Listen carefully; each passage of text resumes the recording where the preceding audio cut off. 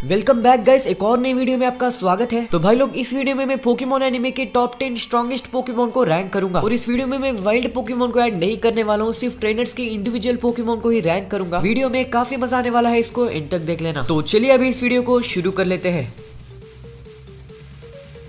Number 10 पर आता है डियांथा का गार्डिवोर। गाइस, डियांथा कैलोस लीग की चैंपियन है और मास्टर सेट में भी शामिल है और इतनी स्ट्रॉन्ग पोकेमोन ट्रेनर का एस पोकेमोन है उसका गार्डिवोर। इस गार्डिवोर को एक मेगा इवोल्यूशन भी है। ये पोकेमोन मास्टर सेट के बैटल में लैंस के दो पोकेमोन को हराता है। ऐश के साथ बैटल में ग्रेनिंजा को भी ये पोकेमोन बहुत ही टफ बैटल देता है। तो भाई ओवरऑल ये काफी स्ट्रॉन्ग पोकेमोन है।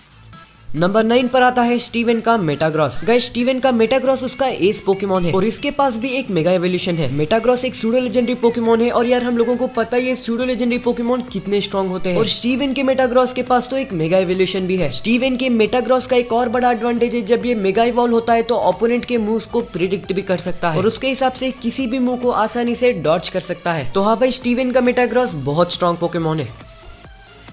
सिंथिया का गार्चॉम्प आता है नंबर 8 पर। गाइस, सिंथिया सिन्हो रीजन की चैंपियन थी और वो उतने साल तक चैंपियन बने रहने का मेन रीजन है उसका एस पोकेमोन गार्चॉम्प। अब जैसे कि हम लोगों को पता है, गार्चॉम्प एक सूडो लेजेंडरी पोकेमोन है और सूडो लेजेंडरी पोकेमोन पहले से ही बहुत ही स्ट्रॉन्ग होते हैं। मैंने अपने एक वीडियो में बताया भी था, गार्चॉम्प है अभी तक का स्ट्रॉन्गेस्ट सूडो लेजेंडरी पोकेमोन। ये सब होने के बाद सिंथिया के गार्चॉम्प को एक मेगा एवोल्यूशन भी है, तो इसीलिए सिंथिया के इस पोकेमोन को हराना लगभग नामुमकिन है।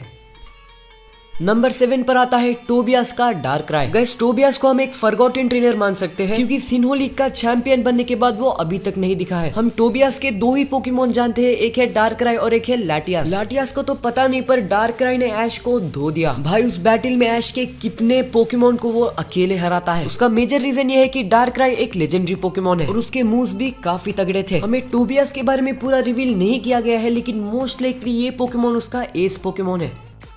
नंबर 6 पर आता है अलेन का चारिज़ार्ड। गाइस, अलेन कैलोस लीग का फाइनलिस्ट है और मास्टर सेट में भी शामिल है और उसका ही एस पोकेमोन है उसका चारिज़ार्ड। गाइस, अलेन के चारिज़ार्ड को एक मेगा एवोल्यूशन भी है, मेगा चारिज़ार्ड एक्स का, और ये पोकेमोन कैलोस लीग के सेमीफाइनल में ऐश के बॉन्डेड ग्रेनिंजा को हराता है। अलेन का मेगा चारिज़ार्ड एक्स ऐश का स्ट्रॉन्गेस्ट पोकेमोन को हरा देता है। सिर्फ ऐश ही नहीं, अलेन का मेगा चारिज़ार्ड एक्स बहुत मेगा पोकेमोन को भी हरा देता है और उनमें से बहुत से पोकेमोन चारिज़ार्ड के वीकनेस ही थे, जैसे रिमो का मेगा गार्चॉम्प जो एक ग्राउंड टाइप पोकेमोन है, तो ये भी एक बहुत ही स्ट्रॉन्ग पोकेमोन है।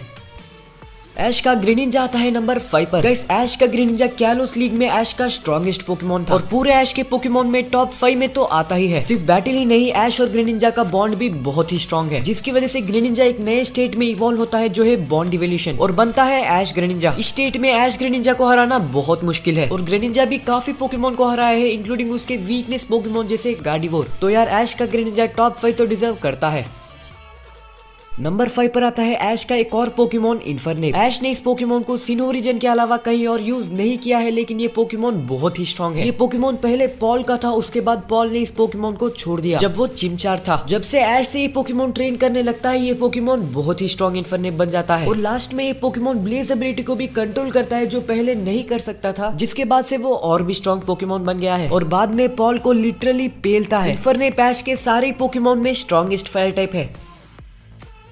थर्ड नंबर पर आता है ऐश का एक और पोकेमोन चारिज़ार्ड। भाई यार, ऐश के चारिज़ार्ड के बारे में तो हमको पता ही है कितना स्ट्रॉन्ग पोकेमोन है वो। वैसे तो पहले ये ऐश की बात नहीं सुनता था, आगे जाकर वो ऐश की बात सुनता है और अभी पूरे एनिमे के टॉप 3 स्ट्रॉन्गेस्ट पोकेमोन में शामिल है। लियोन का चारिज़ार्ड आता है सेकंड नंबर पर। गाइस, लियोन काफी सालों तक पोकेमोन चैंपियन रहा है और उसका एस पोकेमोन है चारिज़ार्ड। काफी सालों तक लियोन का चारिज़ार्ड अनबीटेबल पोकेमोन रहा है। मास्टर सेट में अलेन के साथ बैटल में भी अलेन के मेगा चारिज़ार्ड एक्स को ये पोकेमोन बहुत ही आसानी से हराता है और वो भी बिना गीगांटामैक्स के ही। गाइस, लियोन का चारिज़ार्ड पूरे एनिमे का स्ट्रॉन्गेस्ट चारिज़ार्ड है। बात कर लेते हैं पोकेमोन एनिमे का स्ट्रॉन्गेस्ट पोकेमोन के बारे में, जो है पिकाचू। और पिकाचू किस बंदे का पोकेमोन है आपको पता है? भाई, अपना ऐश पोकेमोन चैंपियन लियोन को हराकर नया पोकेमोन चैंपियन बन गया है और इस जर्नी में उसका सबसे बड़ा पार्टनर है उसका पिकाचू। पहले जन से लेकर आखिरी जन तक हर जन में ये ऐश का स्ट्रॉन्गेस्ट पोकेमोन रहा है और आखिर में पोकेमोन चैंपियन के एस पोकेमोन को गीगांटामैक्स फॉर्म में हराकर बन गया है strongest Pokemon in the anime. तो गाइस, आज की वीडियो बस यही तक है। वीडियो पसंद आए तो इस वीडियो को लाइक कर देना और मेरे चैनल को भी सब्सक्राइब कर लेना। मैं मिलता हूँ अगली वीडियो में, तब तक के लिए बाय बाय।